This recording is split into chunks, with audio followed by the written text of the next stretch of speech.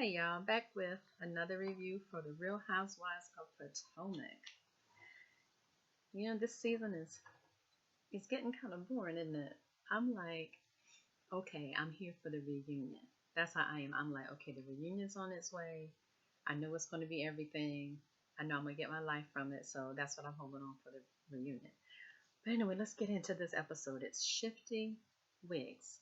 And I'm going to go ahead and I'm going to talk to you about the things that stuck out to me, things that spoke to me, spoke to my spirit, and some things that I didn't like. I'm going to do a little commentary for y'all. So Ashley having lunch with Monique, she puts Karen on the phone on speakerphone, y'all, and tries to get Karen into this dispute about whether she had invited Monique or not to her little get together. So Karen does well because I probably would have just hung the phone up, honestly, but Karen does well, and she's like, oh yeah, I invited her, but I said that she probably wouldn't feel comfortable, and she said that's the same thing I told you before. So Karen stayed with her same storyline, and she told Ashley, she said you tried it, you really did try it, and so Karen did not lose her temper. She stuck with what she had said before. Now Ashley was disappointed because she expected Monique to be like, what? She said, what? No, that ain't it. And Monique was chill. Monique was sitting there so unbothered, y'all. And she looked good too. Monique looked good in every scene of this episode. I got to give it to her. But yeah, Ashley wanted her to trip and go all the way left and come out of character. But Monique was like, well, that's what I received. She said that, I wouldn't feel comfortable. She invited me, but I wouldn't feel comfortable, and that's what I received. And she's like, next.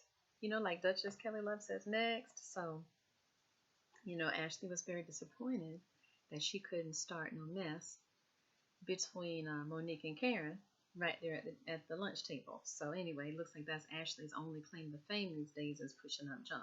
That's what it seems like to me. But anyway, what else is going on in this one? Giselle's photo shoot.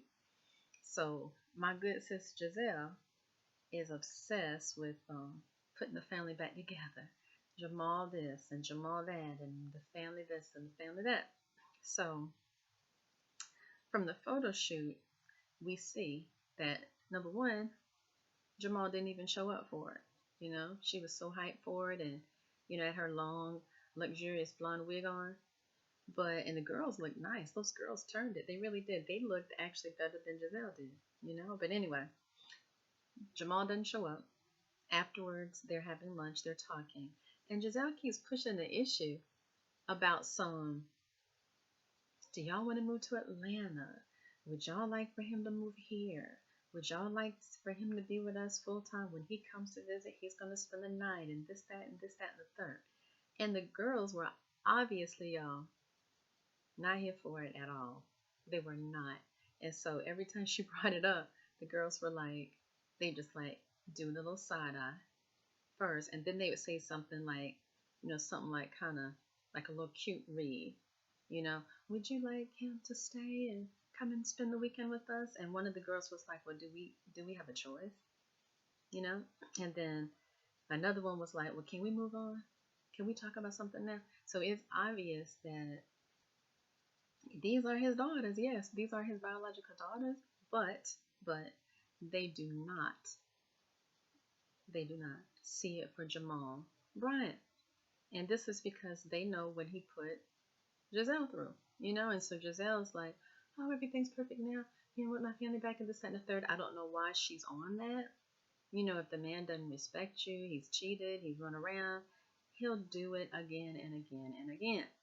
Like I always go by criminal history.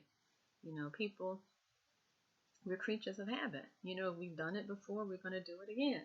So, with men, with love, with relationships, if the person has done you dirty, time and time again, that pattern will continue. So this stuff about taking people back and all this, no, I don't do that. I once did, but not anymore, because the criminal history will tell you everything about a man. If he disrespected you, if he cheated, if he ran around, if he lied, He'll do it again and again and again. He's not going to stop. The only thing that'll stop him is if you walk away and stay away. Like Sean Bradley said, walk away and stay away. Okay, shout out to Sean. Shout out to Duchess Kelly Love. What else went on in here? So Giselle's obsessed with the photo shoot and putting her family back together. The girls are not having it, and rightfully so. They don't like seeing nobody run over their mama. Who would? Wendy. All right, Nigerian Wendy with the 4 degrees. She's like opening her heart out to her mom. We see her telling her that her career is not doing it for her. It's not giving her what she needs, and she feels like she's just living for her parents. And so this is really like a moment of truth and honesty. You know, she's laying herself bare. She's transparent, and her mother is like not really listening to her, not really hearing her. You know, and her mother's only like, well, you know, people will look at her a certain way. You know, if Wendy doesn't have such and such career, if Wendy's not a professor, then how's it going to make her look? How's it going to affect the mother's image? So if I were Wendy, you know, she's a grown woman. She's got her, you know, she's intelligent, beautiful, great personality. She's, you know, got in her family and everything. She needs to make her own decisions about her own life. She needs to be self-possessed. If she don't want to do it, she don't want to do it. You know, that's why that show, remember the soap opera One Life to Live? Everybody got one life to live. So Wendy needs to live her one life and let her parents live theirs. And she needs to be happy. So she's a strong, beautiful, intelligent, self-confident black woman. She needs to live her own best life, stand in her own truth. You know? So anyway, one life to live. Wendy needs to think about that, the name of that soap. One Life to Live. Let's see what else is going on with it. Ashley. Now, you know what? I used to like Ashley a little bit. But have y'all noticed that the only thing that she lives for is to push up mess? That's it. And then if she can't do it, then she goes to another situation and tries to push up mess. I'm not feeling her at all in any way. And then this thing about Michael. So the same energy that she uses to comfort everybody on that show, and I say everybody because I don't think she really has any friends. I don't think she really is loyal to anyone on that show. But the same energy that Ashley is using to read, drag, shade, throw everybody under the bus, she needs to use that same energy. She needs to keep that same energy to drag her no-count husband. Now, Michael is always found, located, seen, photographed, caught, glanced somewhere where he's not supposed to be. So what is that saying? Move on. Walk away and stay away, like Sean was saying. That's all it's saying. It's like she's holding on to this man who does not do right by her. And she's so convinced that she has to fight to keep him. Why would you fight to keep a man that's not worth being kept? So she's fighting for this man, fighting for this man, fighting. Michael this, Michael that. But everybody else is a read or a drag or a shade. Get that? Now the conversation with her mother and her uncle, now that really was not their call. That's not their business. That's not their relationship. So they were a little bit out of line with that because Ashley is a grown woman. If she was a little child, that's different. But Ashley is a grown woman. She should know how to protect her interests, you know? So they were out of line with that. But yet and still, Ashley needs to keep the same energy when it comes to Michael and all his comings and goings in the middle of the night, mysteriously. Remember when she called him in Portugal and he was not where he was supposed to be and had the nerve to hang the phone up on her? And when she called him back, he didn't even pick the phone up? Now, the same energy that she puts on trying to bring Karen out, and Karen didn't say this, and Candace is, she writing character affidavits to mess up Candace's situation, all this and a third. But when it comes to Michael, the person she should be reading, dragging, shading, throwing under the bus. She meek and mild. Meek and mild. Why is that, y'all? I want to hear what y'all think about that. Why are these women in the business of keeping men that ain't right? Why keep a man who does not respect you? Why keep a man that doesn't want you? Deep down, if a man wants you, he'll let you know.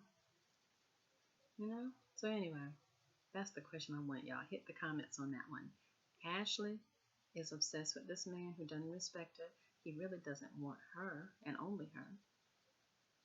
Giselle, same thing, obsessed with getting this man back. He doesn't respect her and he doesn't want her and only her. So what's the purpose in that? Where's the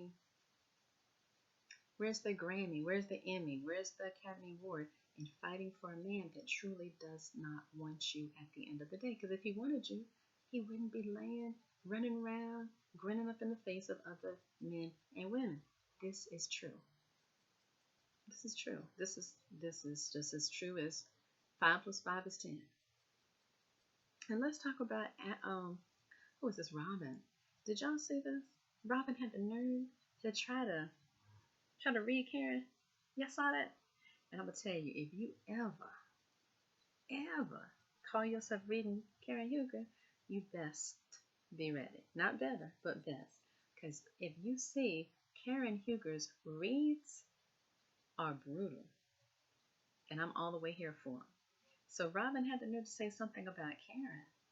You haven't been drinking. You remember in Portugal, she was drinking milk or something? Remember that? It said she had an ulcer.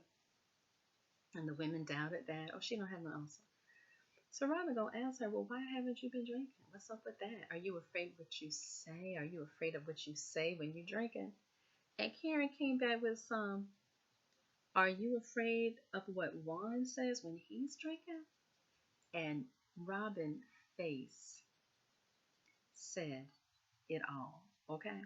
And so all she could say was like, oh yeah, she tried it, whatever. But that read was heard around the world. I'm telling you, remember when she was like, Jamal lives in Giselle's phone, and is he not proud of you? And Karen has the reads that will like this hush the room.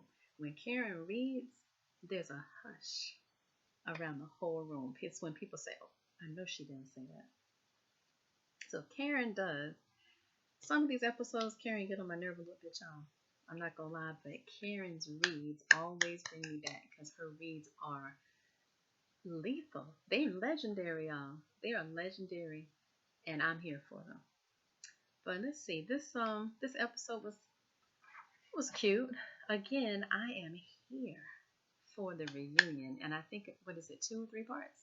Well, I'm here for the reunion. I know the reunion is going to be it. Okay, but this one, Shifty Wigs, this was okay. And then Karen's little wig presentation.